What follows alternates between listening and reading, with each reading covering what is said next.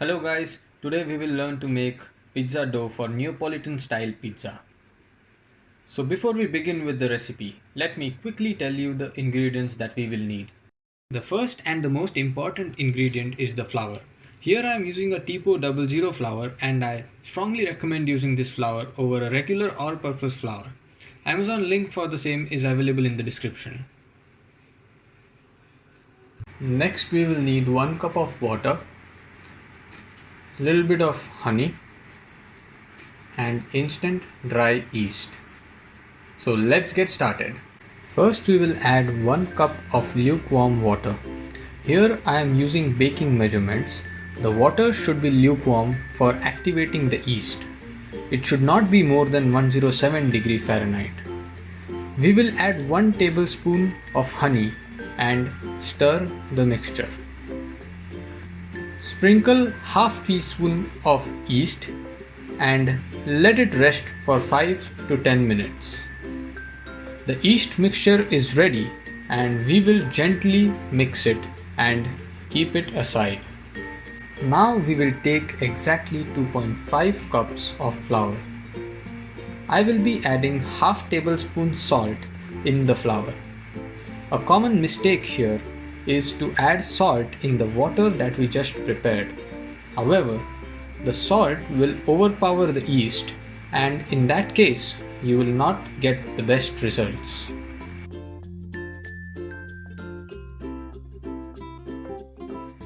Mix the flour thoroughly and break all the lumps in the flour.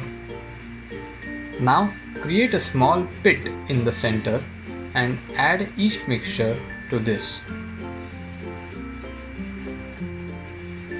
Gently start mixing this and keep going till it becomes firm.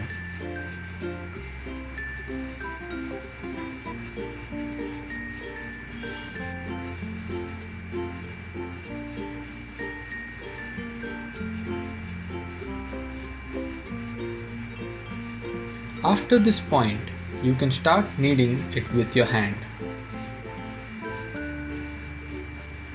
Since we have taken precise measurements, there is no need to add water or flour.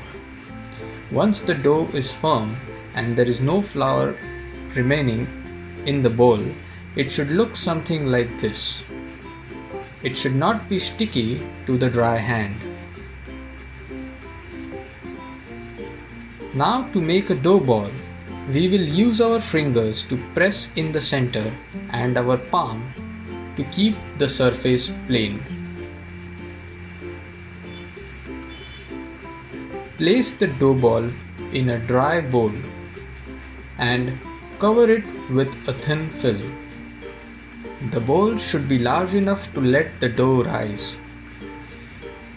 We will have to let it rest for 3 to 8 hours, preferably in a warm and dry place. After 6 hours of fermentation, the dough would look something like this. It has beautifully risen and should also have the typical yeast fermentation smell. Generously flour the surface and remove the dough onto it. You can use a spatula to ensure that there is no wastage. Now, to get that restaurant style crust, which has an amazing rise on the border, is covered with beautifully charred spots and a wonderful flavor of its own.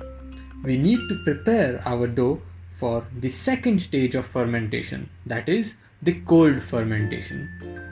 The recipe is for 2 medium-sized pizzas, say 10-inch pizzas. So we will split the dough in 2 halves. Now we have to fold each piece of dough 8 times. Wrap your hands around the dough and fold the edges into the center. Turn the dough and repeat until you have folded the dough 8 times. Make sure that you are not squeezing the dough. If you want to create next level super tasty, easy to digest, beautifully charred pizzas, then cold fermentation is what you will need to do. The dough that we prepared has a lot of starch content. To get the crispiness, we need to give time to the enzymes to break down the starch into simpler sugars. These simpler sugars would then be eaten up by the yeast, creating more complex flavors.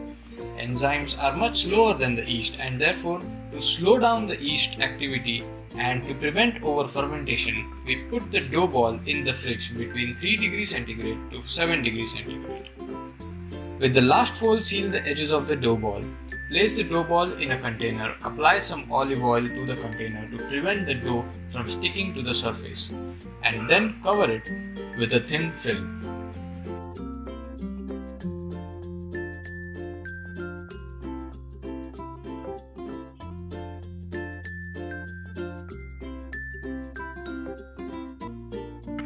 You will have to cold ferment the dough, typically for minimum 2 days to maximum 7 days.